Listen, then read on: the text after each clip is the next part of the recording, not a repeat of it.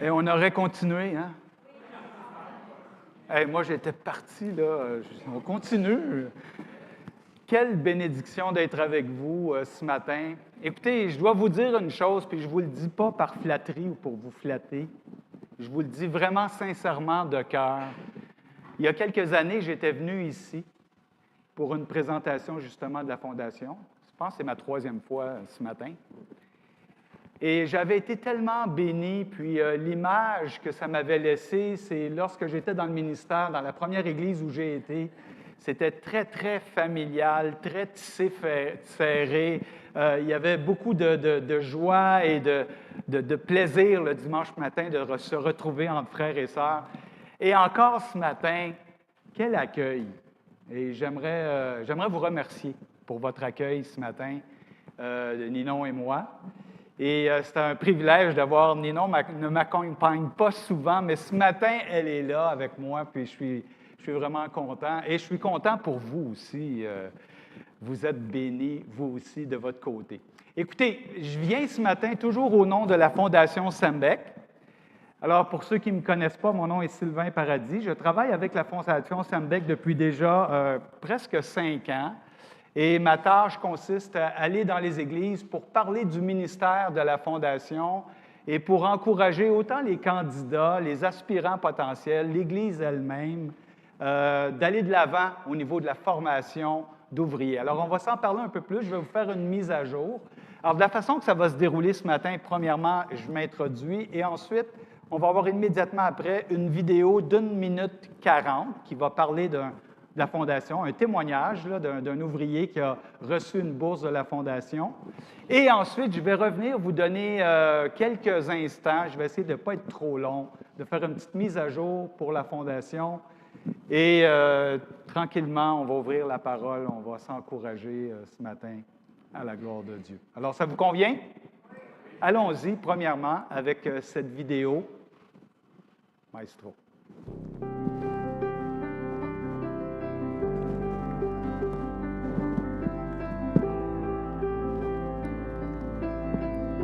Le Québec fait face à un besoin grandissant dès maintenant puis qui va s'intensifier dans les années à venir concernant le besoin de pasteurs dans les églises à la grandeur de la province et c'est vraiment un défi de taille. Et là, c'est là que la Fondation Sembec entre en jeu.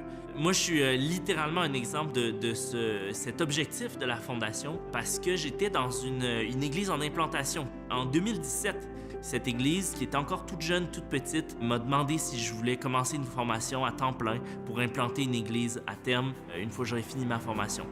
À ce stade-là de son existence, l'église du Plateau avait absolument pas les moyens d'avoir un ouvrier en formation. Et c'est là que la Fondation Sembec est venue intervenir avec une bourse généreuse qui m'a permis, en plus d'une petite levée de fonds puis d'un coup de main de l'Église, de pouvoir me consacrer à temps plein à cette formation. Donc, l'accélération de ma formation a aussi accéléré la naissance de l'Église Hochelaga. Maintenant, l'Église Hochelaga reprend, elle fait la même chose. On veut accélérer la formation de disciples, l'implantation d'églises à Montréal. Dans ce sens-là, on connecte vraiment avec la mission de la Fondation qui est d'accélérer la formation d'ouvriers pour les églises au Québec. On est reconnaissant pour le travail de la Fondation. C'est un rôle qui est absolument essentiel dans les défis du Québec pour les prochaines années.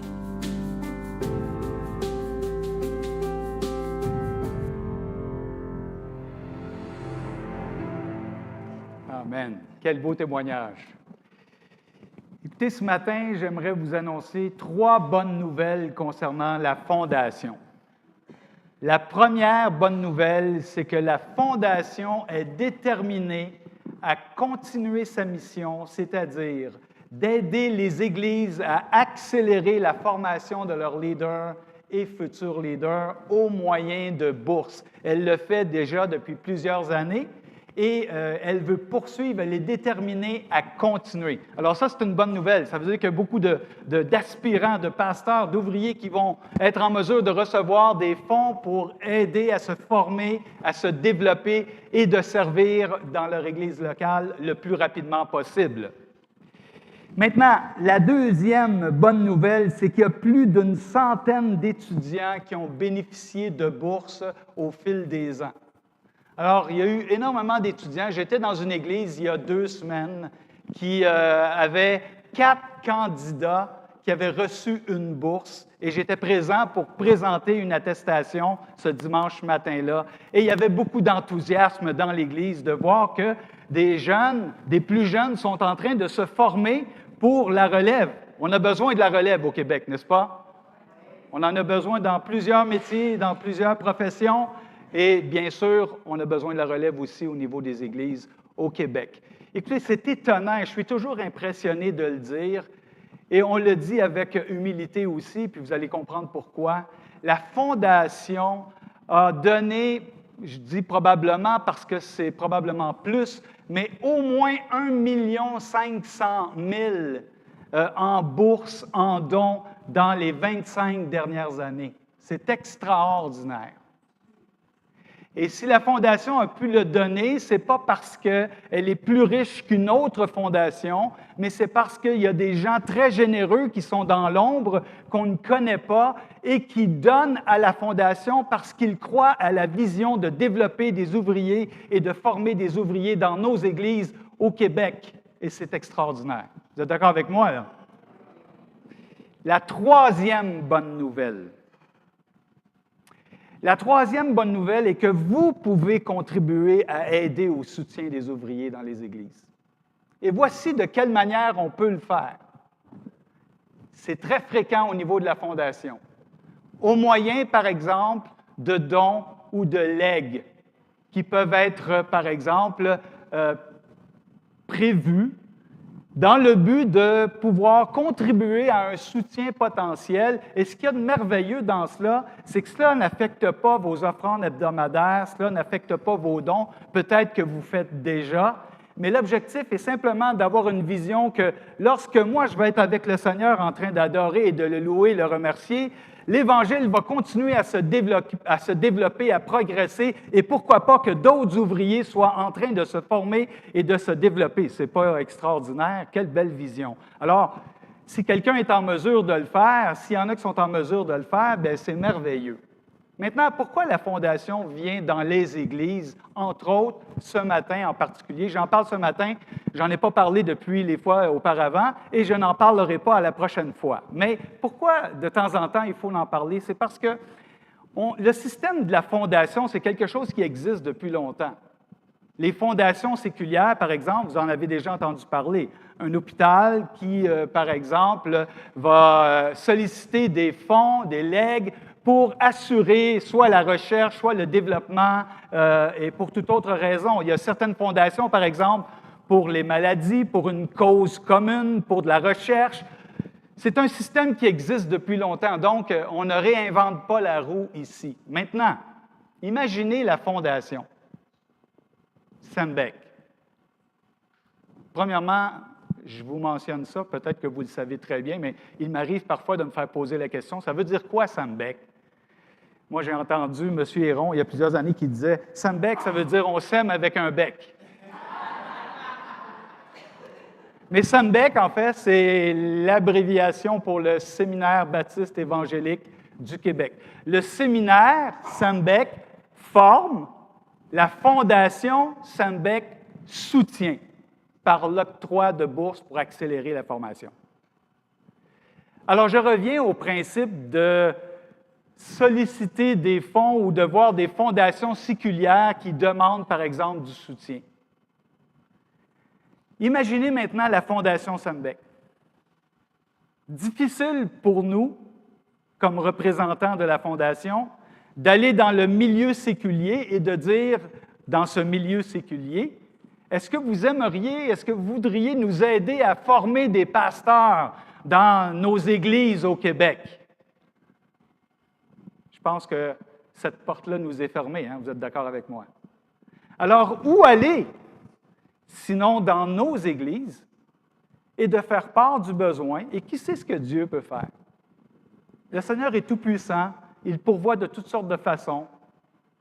Je sais qu'il y a eu encore dans le passé, il y a eu des legs qui ont été faits, et cela, ça permet à la Fondation de poursuivre le soutien et même d'ajouter des nouveaux étudiants potentiels. En passant, il y a des bourses autant pour les messieurs qui aspirent que pour les dames aussi. Alors, j'en ai parlé peut-être la dernière fois, je ne veux pas entrer trop profondément là-dedans. Mais je vous laisse avec cette vision. Qui sait ce que Dieu peut faire et qui sait ce que Dieu peut faire avec vous? J'ai bien aimé, j'ai reconnu vraiment l'humour de mon cher frère André tantôt qui a dit que vous n'aurez pas d'appel de Dieu au téléphone. Ça se passe dans le cœur ce matin. Qui sait ce que Dieu peut faire? Que le Seigneur puisse nous diriger et longue vie à la Fondation de manière à ce que l'Évangile, peut-être que le Seigneur va revenir plus rapidement qu'on pense, sinon de s'assurer que la relève continue d'être formée dans nos églises au Québec. Amen.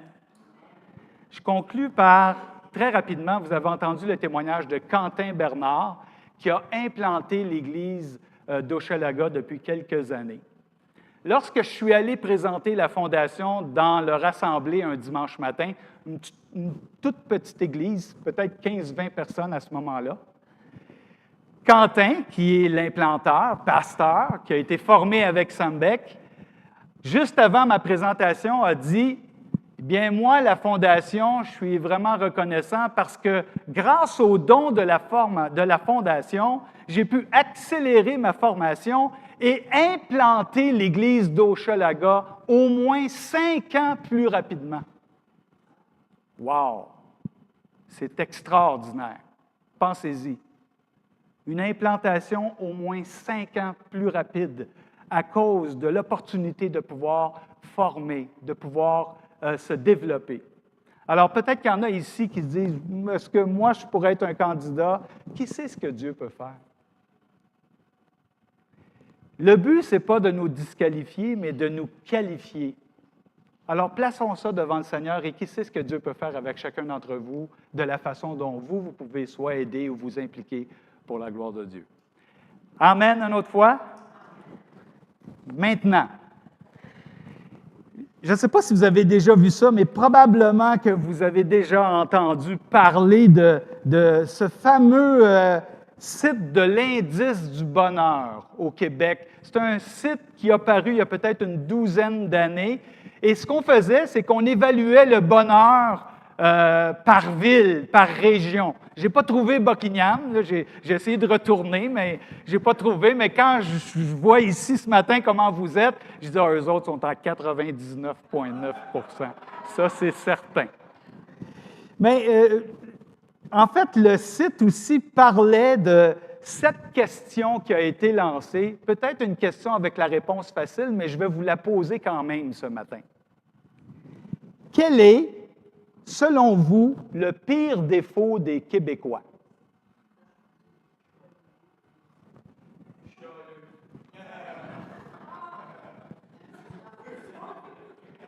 Chialeux. Chialeux. Ben oui, c'est notre cher André à la retraite. Il a toutes les réponses. Hein? Oui, l'expérience. De chiolage, tu veux dire? Non, mais écoutez bien, c'est une question qui a été posée véritablement et 60, selon les résultats, on disait à l'époque, 74 % des répondants du sondage, qui étaient des Québécois eux-mêmes, ont répondu qu'ils étaient plaignards et chialeux.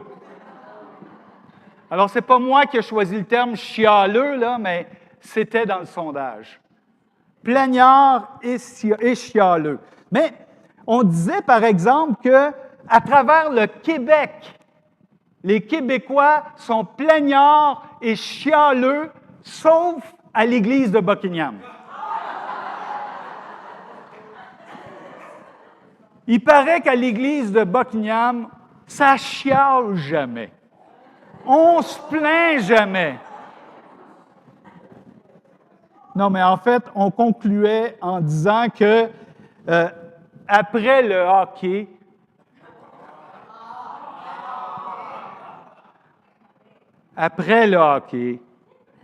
le sport national des Québécois, c'est le chialer. C'est pas peu dire, hein? Surtout quand on pense à ce qui s'en vient dans les... c'est à la fin de l'après-midi, là. Je sais que personne ici regarde la télévision.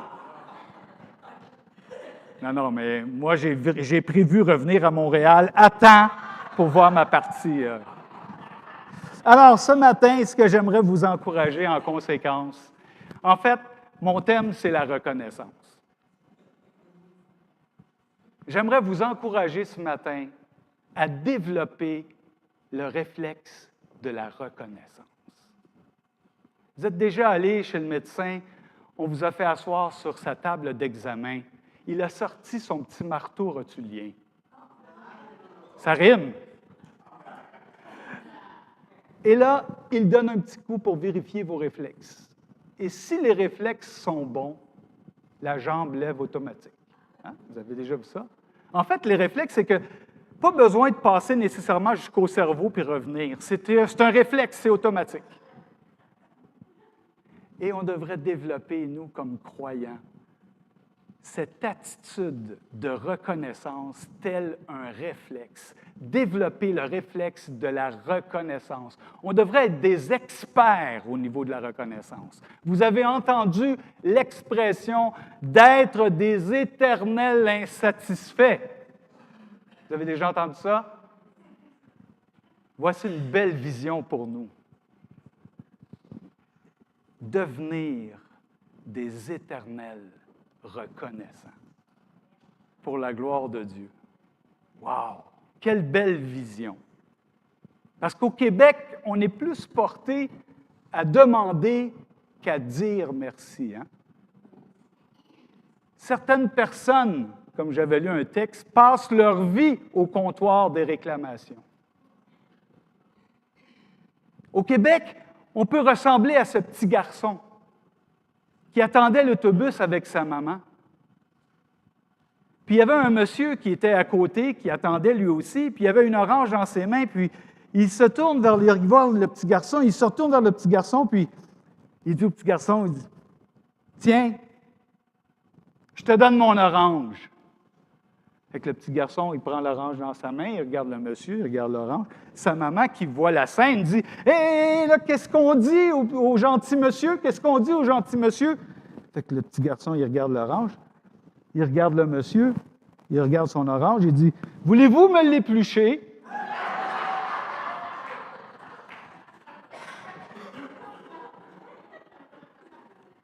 Un commentateur dit « On doit apprendre à dire merci comme on a appris à marcher. » C'est tout aussi important et c'est d'autant plus important pour nous aujourd'hui avec la dimension de la foi en Jésus-Christ que nous avons et tout ce que le Seigneur a accompli sur la croix pour nous, où sa grâce nous est déversée en abondance. La grâce infinie, vous avez déjà entendu ce passage? Ce chant. Grâce infinie. Quelques définitions de la reconnaissance pour nous mettre encore plus dans le contexte. Définitions séculières et autres. Reconnaissance, c'est un sentiment de gratitude envers quelqu'un. La reconnaissance aussi est la gratitude, le souvenir des bienfaits reçus. La reconnaissance est la mémoire du cœur.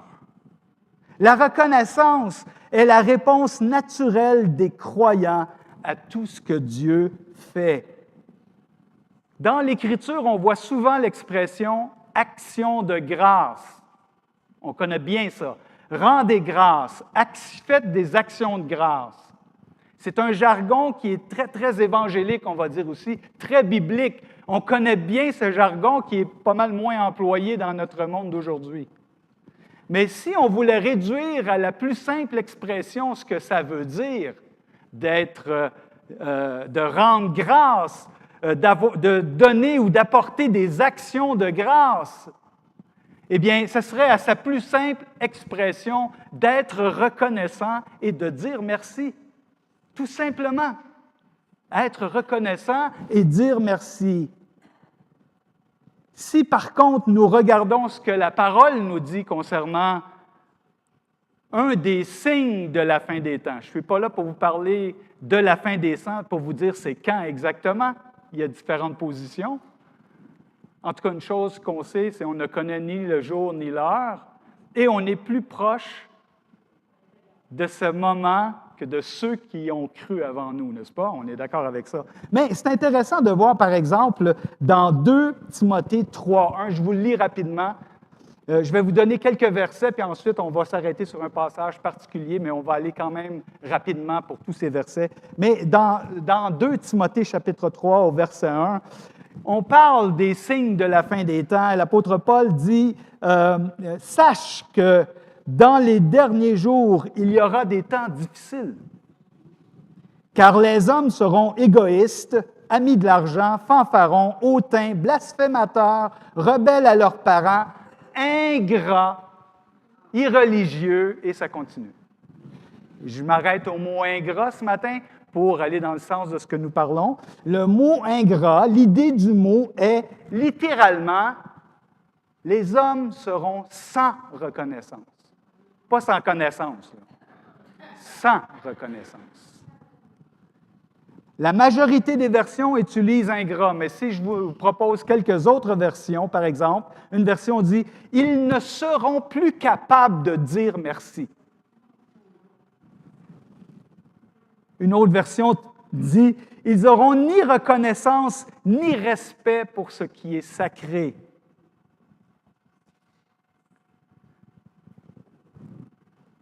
Ça, c'est l'attitude. En tout cas, c'est le constat que l'apôtre Paul nous fait dans sa dernière lettre concernant la fin des temps.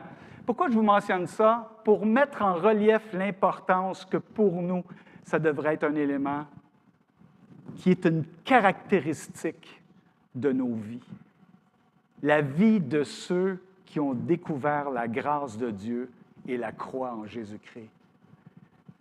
La vie de ces gens-là devrait être caractérisée par la reconnaissance. Bien sûr, on va parler un peu plus loin des bénédictions terrestres et des bénédictions célestes. C'est peut-être différent, mais on est appelé à être reconnaissant, peu importe d'un côté ou de l'autre, hein, n'est-ce pas? On est d'accord avec ça, hein?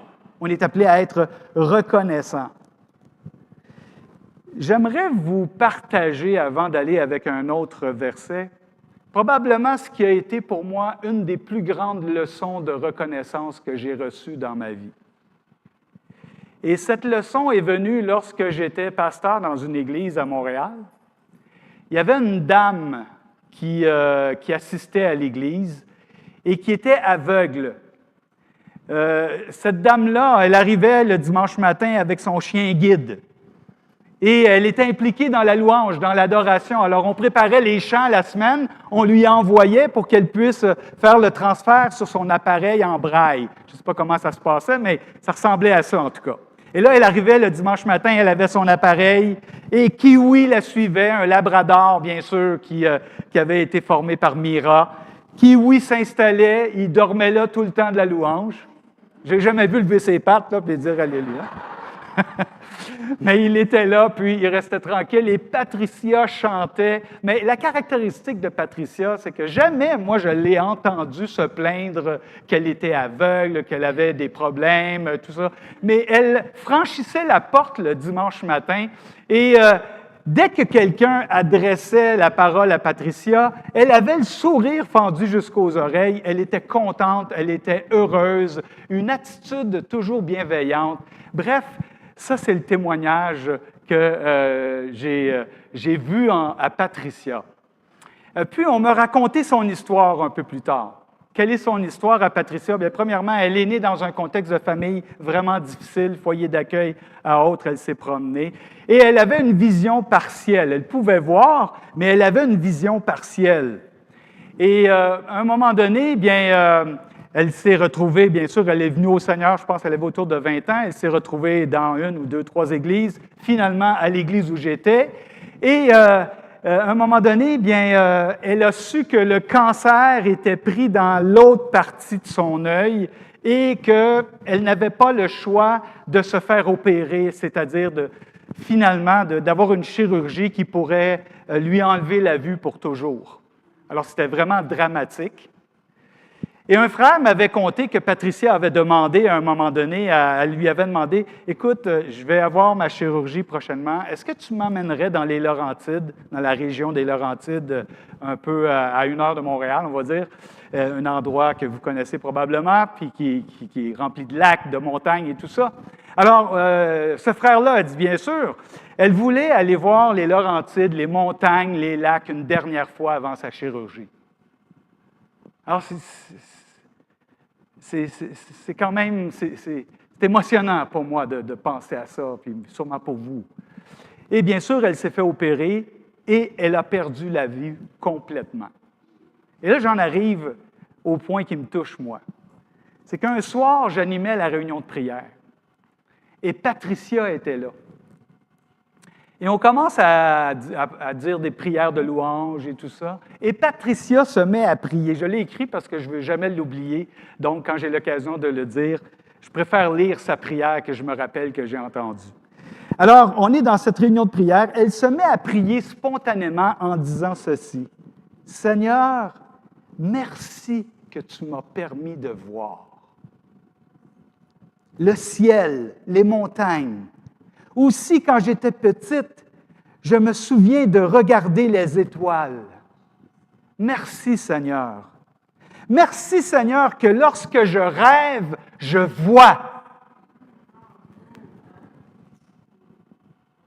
Moi, j'étais là, pasteur, qui anime la réunion de prière. Et quand j'ai entendu la prière de Patricia, ça me rentrait comme un épée dans le cœur. Parce que j'ai commencé à m'imaginer, moi, quel genre de prière de reconnaissance que je fais. Moi, je fais des prières de reconnaissance comme « Merci Seigneur pour ce que j'ai. Merci pour ma famille. Merci pour ma femme. Merci pour mon ministère. Merci pour ceci. Merci pour cela. » Et là, on peut multiplier les merci. Alors, moi, j'étais en train de remercier le Seigneur pour ce que j'ai. Patricia, elle est en train de remercier le Seigneur pour ce qu'elle a eu, mais qu'elle a perdu.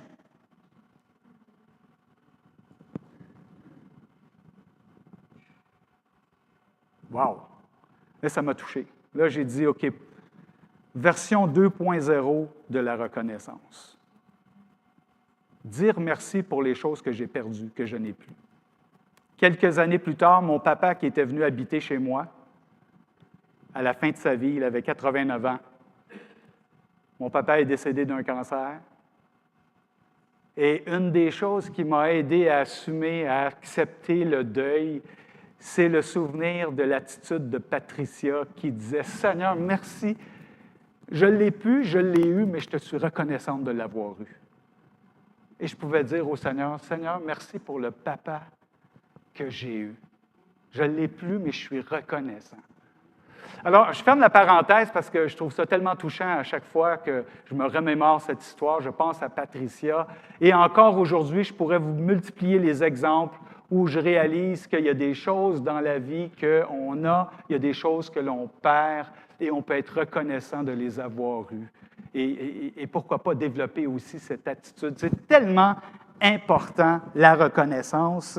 La reconnaissance pour ce qu'on a, mais aussi la reconnaissance pour ce que l'on a eu et ce qu'on a perdu. Apprendre à être reconnaissant pour nous, une coche de plus pour ce qu'on ne perdra jamais.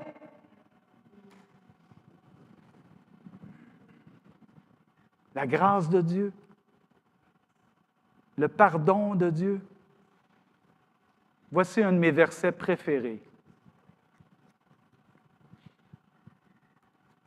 Jésus-Christ nous a apporté grâce sur grâce, sur grâce, sur grâce, sur grâce. Hey, vous allez dire, j'ai jamais vu ça, ce verset-là. Grâce, grâce, grâce, grâce, grâce, grâce. Dans l'Évangile de Jean, la grâce est venue par Jésus-Christ. Don Carson, dans un de ses commentaires, parle de ce verset en disant « C'est comme si tu es sur le bord d'un océan et tu vois aboutir une vague après l'autre. » Par la grâce que Jésus-Christ nous a acquis par la foi, sur la croix.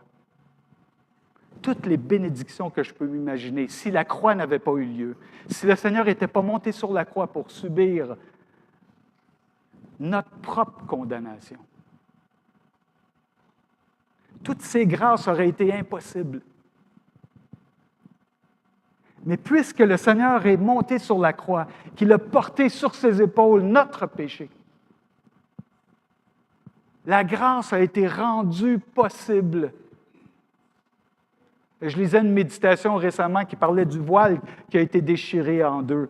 Je n'ai pas fait une étude approfondie, mais le commentateur disait dans cette méditation, « Cela nous a permis de voir le trône de grâce quand le voile s'est déchiré. » Et aujourd'hui, on peut s'approcher avec assurance du trône de la grâce et être secouru dans nos besoins et obtenir miséricorde. Que jamais je ne m'éloigne chaque jour de ce trône de grâce. Va chercher ta portion de grâce chaque jour. C'est tellement précieux et le Seigneur a payé un grand prix. Alors là, je suis parti un peu, il faut que je revienne dans mon texte.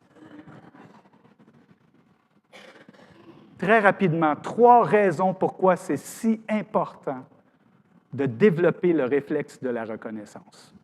La première raison, c'est simple, c'est parce que l'Écriture nous le demande. Vous connaissez bien ce verset dans 1 Thessaloniciens 5, 18. « Rendez grâce en toutes choses. » Intéressant, en toutes choses. En toutes choses.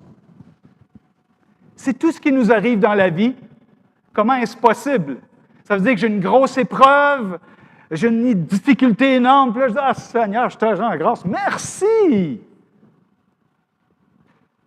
Bien sûr, je fais un peu de caricature, mais permettez-moi une application, c'est de savoir que même malgré les pires épreuves, je rends grâce à Dieu que je suis encore dans sa main et je serai toujours dans sa main. Il est avec moi, peu importe ce que j'ai à vivre ou à subir. Et ce matin, peu importe ce que tu as à vivre, à subir, que ce soit personnel, que ce soit santé, que ce soit finance, que ce soit famille, que ce soit n'importe quoi d'autre, bien, il reste cette portion de grâce, il reste cette réaction que je peux avoir de dire « Seigneur, je me réjouis que je peux vivre cette épreuve dans ta main. »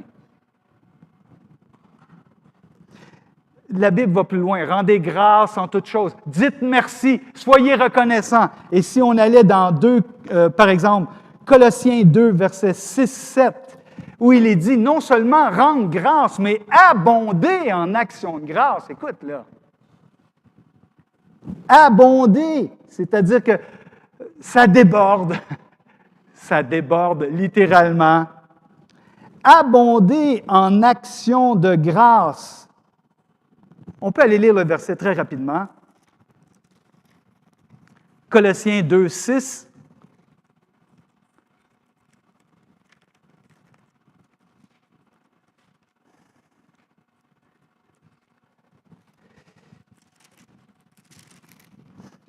Il est dit ceci, « Ainsi donc, comme vous avez reçu le Seigneur Jésus-Christ, marchez en lui, étant enracinés, fondés en lui, affermis par la foi, d'après les instructions qui vous ont été données, et abondez en actions de grâce. » En fait, on pourrait dire que Paul n'est pas en train de dire, là, forcez-vous, là, forcez-vous, là.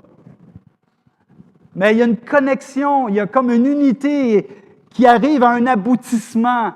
Je marche avec lui, je suis fondé en lui, je suis affermi aussi en lui. Et la conséquence, c'est que je déborde d'actions de grâce, conscient de la réalité de tout ce que Christ a fait pour moi, tout ce qu'il a accompli.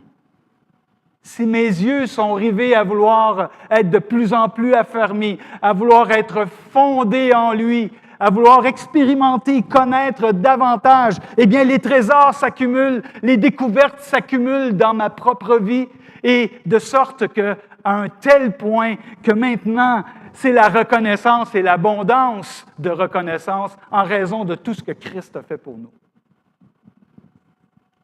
Quelle belle vision, vous ne trouvez pas? Et c'est à votre portée ce matin, par votre foi en Jésus-Christ. Abonder, l'idée du mot, c'est vraiment abonder en reconnaissance. Prenons une pause en réfléchissant aussi avec nos bénédictions matérielles. Quelqu'un a dit, tu manques de sujets de reconnaissance. Quelqu'un a dit, si vous pensez ne pas avoir de raison suffisante pour manifester votre reconnaissance, prenez un livre de médecine et faites une liste de toutes les maladies que vous n'avez pas.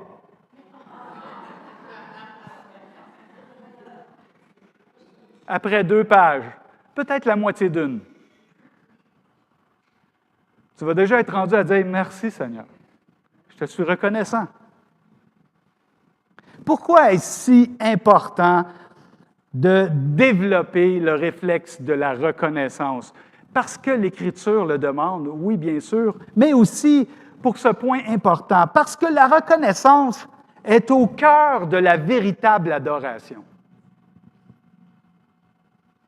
La reconnaissance à elle seule n'est pas de l'adoration. C'est une façon bienséante de réagir, c'est une manière, c'est dans l'ordre des choses d'être reconnaissant pour les bienfaits, les biens que soit quelqu'un, quelqu'un nous donne un lift jusqu'au travail ou encore quelqu'un nous dépanne parce qu'on manque de soutien quelconque ou peu importe la raison. Pourquoi pas être reconnaissant? On dit merci, merci. Alors, ça fait partie de l'ordre des choses, ça. Mais concernant la reconnaissance par rapport à ma relation avec Dieu, la reconnaissance est au cœur de la véritable adoration. Et j'oserais même dire qu'il n'y a pas de véritable adoration sans reconnaissance. La reconnaissance fait partie de cette unité adoration-reconnaissance. L'adoration où j'exprime mon appréciation et ma reconnaissance, là je veux dire ma compréhension de la grandeur de Dieu. La reconnaissance, c'est dire, Seigneur, je te bénis, je te loue, je te remercie d'être ce que tu es, je te remercie d'être avec moi, etc., etc. Pourquoi oser dire cela, qu'il n'y a pas de véritable adoration sans reconnaissance? Eh bien, si je regarde quelques passages bibliques, très rapidement, Hébreux 12, verset 28, « Recevant un royaume inébranlable, montrons notre reconnaissance, rendant à Dieu un culte qui lui soit agréable, avec piété et avec crainte, car notre Dieu est aussi un feu dévorant. » Montrons notre reconnaissance. Cette reconnaissance, lorsque je constate tout ce que l'œuvre que Jésus-Christ a accompli, m'amène à non seulement faire déborder mon cœur de reconnaissance, mais m'amène aussi à désirer faire quelque chose. Pourquoi pas le servir au moyen de cette reconnaissance, par reconnaissance. Un autre verset, très rapidement, Hébreux 13, 15. Par lui, offrons sans cesse à Dieu un sacrifice de louange, c'est-à-dire le fruit des lèvres qui confessent son nom.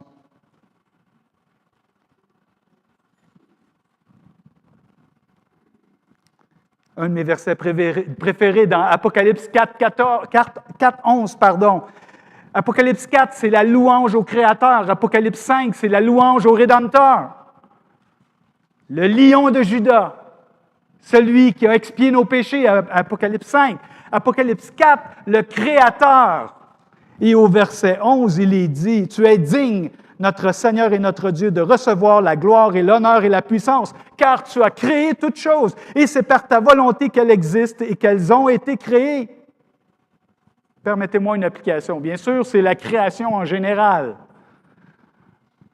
Comme nos astronautes ont tellement témoigné avec puissance récemment, ils ont vu, ils ont constaté la grandeur de la création, n'est-ce pas? Mais permettez-moi une application pour moi-même, pour vous-même ce matin.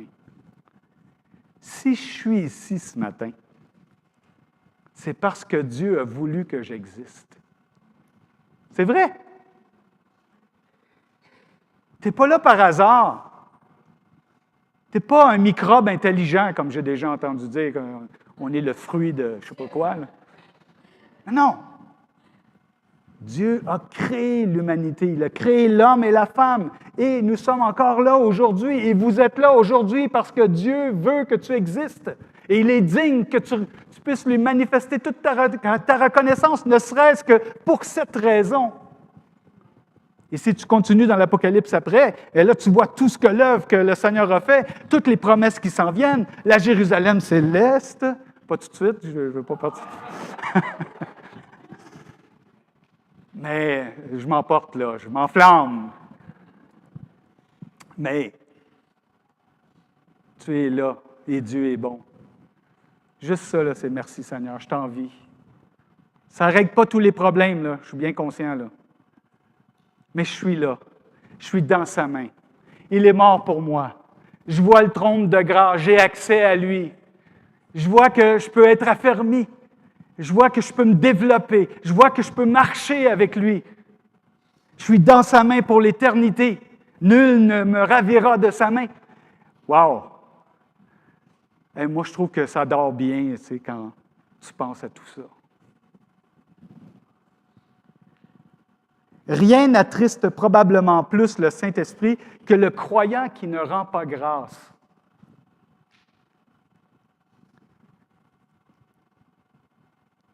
La reconnaissance à elle seule n'est pas de l'adoration, mais il n'y a pas de véritable adoration sans reconnaissance.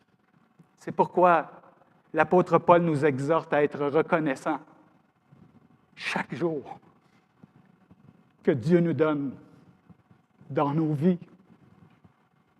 Et je suis reconnaissant ce matin d'être ici. La reconnaissance. Pourquoi c'est important de développer le réflexe de la reconnaissance? Eh bien, je vais vous dire pourquoi aussi. Vous souvenez-vous des deux premières? L'Écriture le demande et il n'y a pas de véritable adoration sans reconnaissance. En voici une troisième. Écoute, il y en a peut-être plusieurs autres, là, mais j'ai choisi les trois principales à ma compréhension, à moi. La troisième, c'est simple. C'est parce que Jésus accorde une grande importance à la reconnaissance. C'est important. C'est ce que j'en déduis, par exemple, de Luc 17, chapitre 11, Luc 17, verset 11. Je vous invite à tourner, on va le regarder survoler rapidement. On va conclure avec ce passage. Luc 17.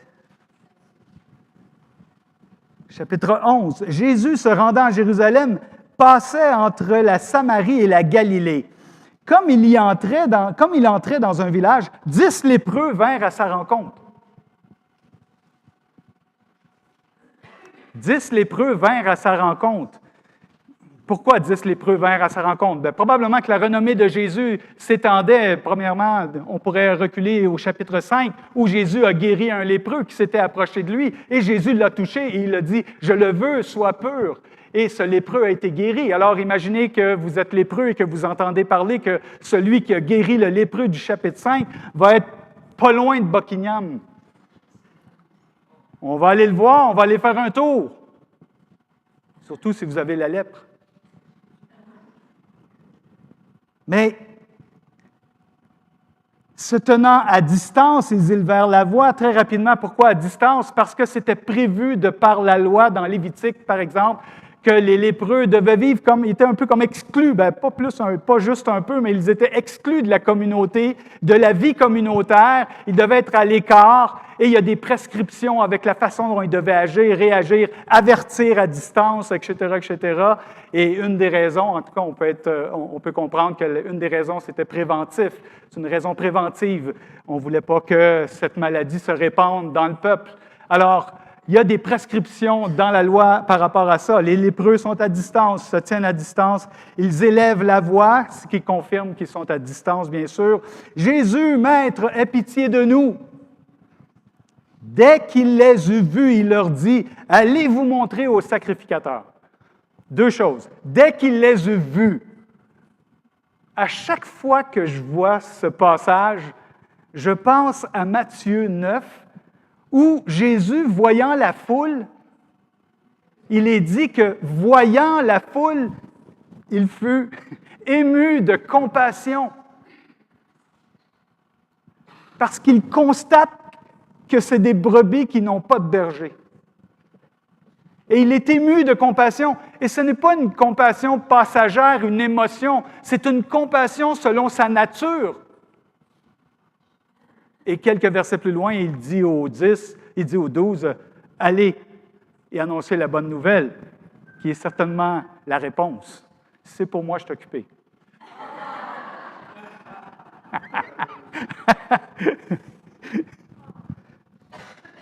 Jésus, Maître, aie pitié de nous. Dès qu'il les eut vus, il leur dit, allez vous montrer au sacrificateur. Pourquoi allez vous montrer au sacrificateur? Il semble que Jésus a choisi, dans ce contexte bien précis,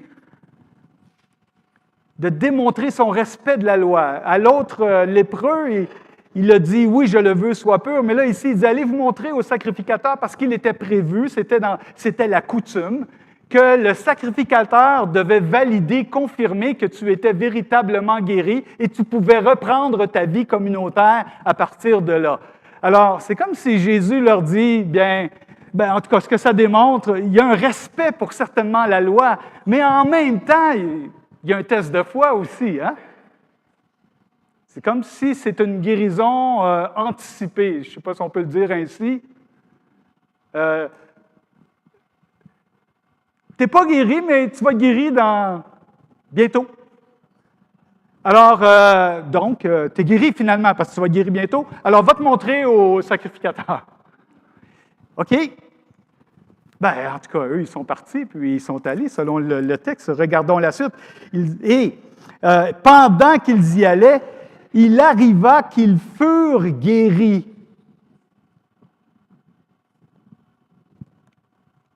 Imaginez les taches, les signes physiques sur leur corps de la maladie ont disparu lorsqu'ils s'en allaient en direction du sacrificateur.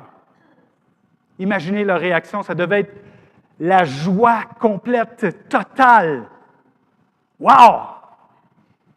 Que nous dit le texte par la suite? Et pendant qu'ils y allaient, ils arriva qu'ils furent guéris. L'un d'eux, se voyant guéri, revint sur ses pas, glorifiant Dieu à haute voix. L'un d'eux a pris, lui, la décision de retourner vers le Seigneur. Alors, c'est sûr qu'il n'y avait pas une grande distance qui avait été certainement réalisée depuis le moment de la guérison et l'endroit où Jésus se trouvait à ce moment-là, lors de la guérison, puisqu'il revient et il peut se rapprocher du Seigneur Jésus et il glorifie Dieu à haute voix. Intéressant, haute voix, c'est le mot « méga ». Vous savez ce que ça sonne pour vous, le mot « méga ». Hein? Quand on dit « méga », ça veut dire que... C'était pas juste une louange intérieure, mais il semble qu'il exprimait avec une méga voix sa reconnaissance déjà au Seigneur pour ce qui venait de se passer.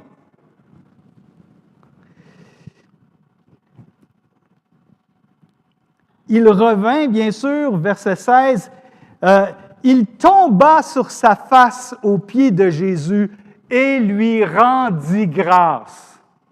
Reconnaissance, gratitude, louange, adoration, gloire.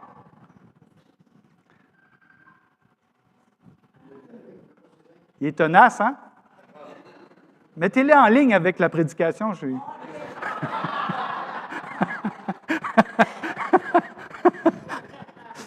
Et j'ai presque fini, j'achève.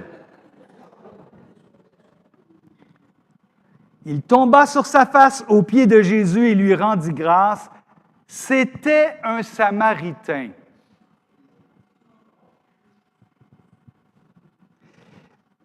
Jésus pose ensuite 3 questions.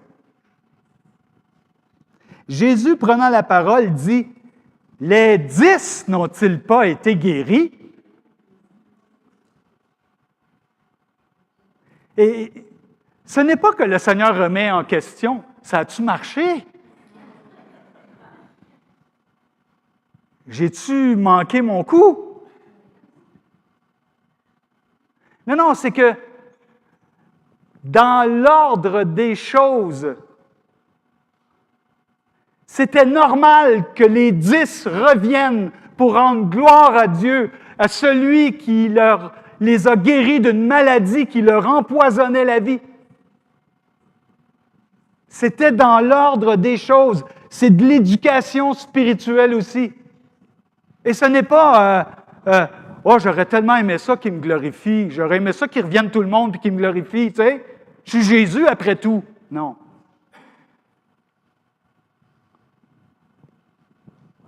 Mais c'est parce que le Seigneur venait d'accomplir un grand miracle dans leur vie. Et pas juste un, 10. Et il continue dans le même sens. Et les vôtres, où sont-ils? C'est comme si le Seigneur disait, mais qu'est-ce qu'ils ont trouvé de mieux à faire que de revenir me rendre gloire ou glorifier Dieu pour la guérison extraordinaire qui vient de se produire? Peut-être qu'il y en a un qui a dit, moi je m'en vais voir tout de suite ma femme. Peut-être qu'il y en a un autre qui a dit, moi je retourne au temple ou je veux aller à la synagogue. Peut-être qu'il y en a un autre qui dit, je veux retrouver un de mes chums, un de mes amis. Je veux aller à mon travail, ça fait longtemps que, je ne sais pas. Je spécule, hein, vous comprenez bien ça. Là.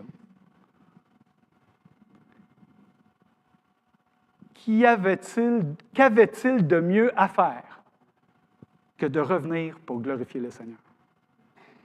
À ce moment précis, c'est une histoire extraordinaire, là, ce qu'on est en train de lire. C'est une guérison extraordinaire. Là. Comment se fait-il? Et la troisième question, en fait, c'est vrai, je ne veux pas oublier ce point-là. Ce que ça nous enseigne, la réaction de Jésus, c'est que Jésus constate la reconnaissance. Il voit lorsque on est reconnaissant. Mais en même temps, Jésus constate quand on manque de reconnaissance. Vous me suivez? Vous voyez les deux? Moi, ça m'exhorte à ne pas déconnecter de mon Sauveur pour rester reconnaissant pour tout ce qu'il fait pour moi.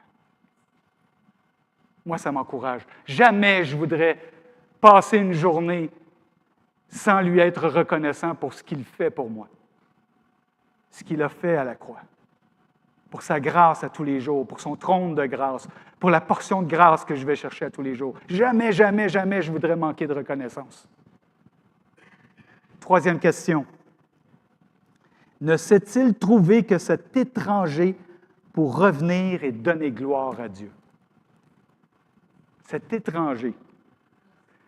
En principe, les Juifs n'avaient pas de relation avec les Samaritains parce qu'il y avait beaucoup de points qui étaient en désaccord. Je n'ai pas le temps d'entrer dans tous les détails, mais je vais en citer un qui est peut-être un des plus évidents. Par exemple, ils ne reconnaissaient pas l'inspiration des prophètes de l'Ancien Testament. Ils reconnaissaient, par exemple, le Pentateuque, c'est-à-dire les 5 premiers livres de la Bible, mais pas les prophètes, pas la suite des prophètes. Alors, c'était une raison suffisante. Ils sont issus de mariages mixtes, bon, etc., etc. Mais l'idée ici aussi, c'est que comment se fait-il qu'un Samaritain était avec des Juifs, finalement? Pourquoi? Voici mon interprétation. Parce que quand l'épreuve arrive, quand une maladie terrible comme la lèpre tombe sur toi, quand tu es rejeté de la société et tu es mis de côté, c'est comme si les cultures, ou du moins les conflits, on va dire, interpeuples tombent et on devient unis dans l'épreuve qu'on est en train de vivre. Moi, j'ai vécu ça à un moment donné à l'Église d'Antique, très rapidement. C'est au moment du tremblement de terre. Il y a eu un tremblement de terre, bien sûr, vous vous souvenez, en Haïti, en 2010. Et à ce moment-là, ce dimanche matin-là, j'étais dans une église qui avait au moins 17 nationalités différentes. Et ce matin-là, j'avais demandé à un frère haïtien d'apporter la parole et de témoigner. Ça a été tellement difficile. Ça a été un culte où on était rempli de, je dirais, de compassion pour eux. Le frère est arrivé en avant, je ne m'attendais pas à ça. Je pense qu'il a pleuré pendant 5 minutes avant de commencer à parler. Mais ce que j'ai vu, je me souviens d'être assis en arrière de l'église, puis de voir les gens.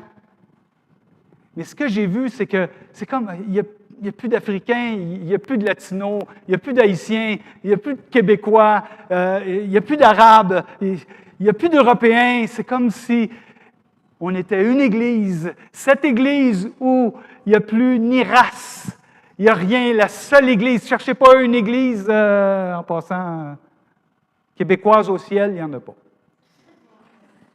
Ne cherchez pas une Église haïtienne au ciel, il n'y en a pas. Ne cherchez pas une Église latino au ciel, il n'y en a pas. C'est l'Église de Christ, où nous sommes par la foi unis ensemble. Bref, l'unité du peuple de Dieu par la foi. Ici, l'unité se semblait faire par l'épreuve. Mais voici la fin de tout ça.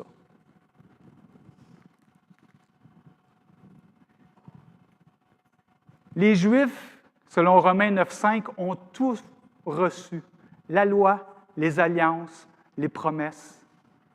Ils sont fils d'Abraham, issus selon la chair, comme le texte nous dit, et Christ bénit éternellement. Tout leur a été offert. Ils étaient comblés par toutes les bénédictions qu'ils ont reçues. Alors, comment est-ce possible que c'est un Samaritain qui revienne et pas les autres? Voyez-vous? Voyez-vous l'idée? Comment c'est possible? Est-ce possible que j'ai beaucoup de connaissances, mais peu de reconnaissance? Ou l'inverse? Est-ce possible que j'ai peu de connaissances, mais beaucoup de reconnaissance?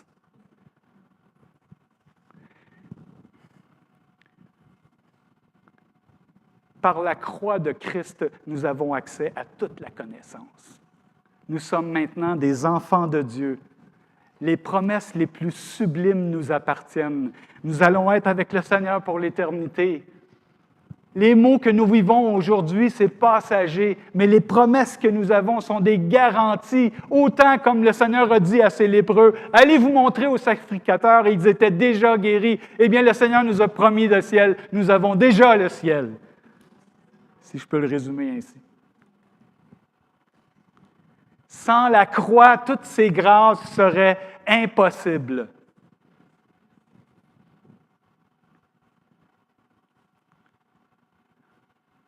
Don Carson a dit, je termine avec ça, « Si nous avons tout, sauf le pardon de Dieu, il nous manque le principal. » Que le Seigneur puisse vous bénir et que vous puissiez vous réjouir dimanche après dimanche, jour après jour, de tout ce que le Seigneur a fait pour vous par sa croix. Merci d'avoir pris le temps. Je sais que je pense que j'ai étiré un peu mon temps, mais que le Seigneur puisse vous bénir et on conclut avec cette prière. Seigneur Père du ciel, je te suis reconnaissant pour cette Église. Merci pour leur cœur, pour toi. Merci pour la dynamique, l'adoration que j'ai vue ce matin avec laquelle je me suis... Seigneur, éclaté en t'adorant aussi. Béni sois-tu. Bénis cette Église, Seigneur, et qu'elle puisse continuer de croître en grâce de plus en plus pour la gloire de ton nom, nous prions. Amen.